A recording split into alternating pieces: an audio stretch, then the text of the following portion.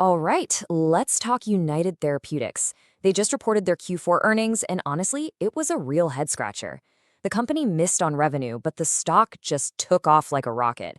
So, in this briefing, we're going to unpack what on earth happened and why Wall Street completely ignored the top line number to bet big on the company's future. So, here's how we're going to break it down.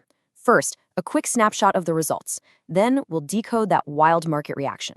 After that, we'll get into the category killer pipeline that everyone's talking about, touch on management's confidence, and then wrap up with our official take.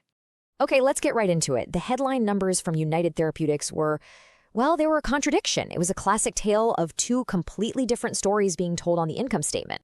Yeah, the fourth quarter report was a total split decision. On one side, you had profitability looking absolutely fantastic. But on the other, sales came in a little light.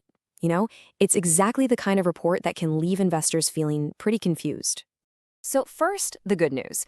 And it was really good news. On the bottom line, UTHR delivered GAAP earnings per share of $7.70.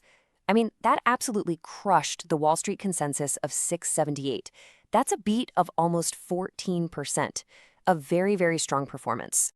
But here's the other side of the coin. Revenue for the quarter landed at $790.2 million, which actually missed what analysts were expecting. They were looking for something over $814 million. So how do you get a huge earnings beat but a miss on the top line? And this, right here, is where the story gets really interesting. The market had to look at those two numbers, the beat and the miss, and decide which one mattered more. And boy, did it make a decision. Fast. So that's the billion-dollar question, isn't it? If revenue missed, why in the world did the stock have one of its best days in ages? What did the market see that wasn't obvious just from looking at the headlines? And we're not talking about a little bump here. The market's answer was a massive 13% rally. The stock surged over $61 to close at $535. This was a major, major vote of confidence from investors. And the answer, when you dig in, is actually pretty simple. Investors chose to ignore the noise. They looked right past the quarterly revenue number and zoned in completely on the powerful story management was telling about the future. It was all about the pipeline. So what did the market really latch onto? Well, a few key things. They saw the underlying strength and the incredible 24% growth in their key drug, Tyvaso DPI. They heard management commit to durable double-digit revenue growth for the foreseeable future. They got excited about a pipeline just packed with catalysts over the next 2 years, and they clearly bought hook, line, and sinker into management's incredibly bullish guidance. So let's actually look at this pipeline. The story that was so powerful, it completely overshadowed a revenue miss and just totally captured the market's imagination. And listen, the CEO, Martine Rothblatt, was not shy about this at all. She framed the next 18 to 24 months as a complete transformation for the company, promising paradigm-shattering launches that would basically redefine their markets.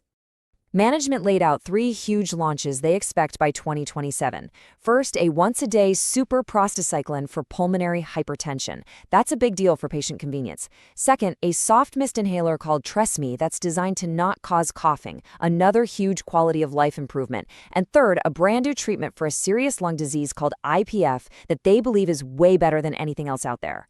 And all of this pipeline potential is what's backing up an incredibly bold target.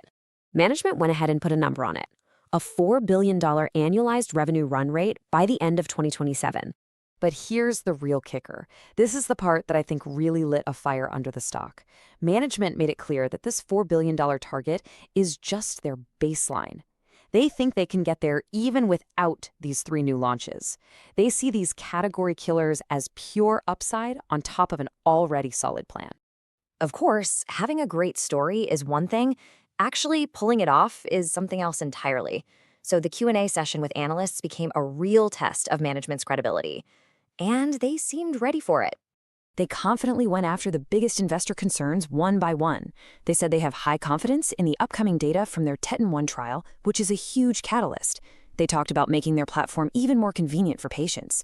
And, critically, they signaled that the competitive pressure they'd been feeling is starting to fade, and that doctor referral rates are already back to where they were before their competitor launched. So after digesting the numbers, the stock reaction, and that powerful narrative from management, here is our final analysis from Talk Tickers. Okay, for next quarter, we're actually expecting revenue to meet or even beat what the street is looking for, especially with some seasonal tailwinds they mentioned. For the stock, we think it'll probably chop around and consolidate these huge gains, building a nice base before the next big catalyst. For all these reasons, we are initiating our official Talk Tickers rating at Outperform. We think the market got it right here by buying into the long-term growth story. And that brings us to our outrageous but plausible trade idea. Right now, the market is laser-focused on one thing: that data release from the TETON-1 trial. So one way some traders might play this is by using call spreads. It's a way to bet on a positive outcome from the trial while strictly defining your risk. It's definitely a high-stakes play on what is now a huge event that everyone is watching. And as always, remember, this is not financial advice.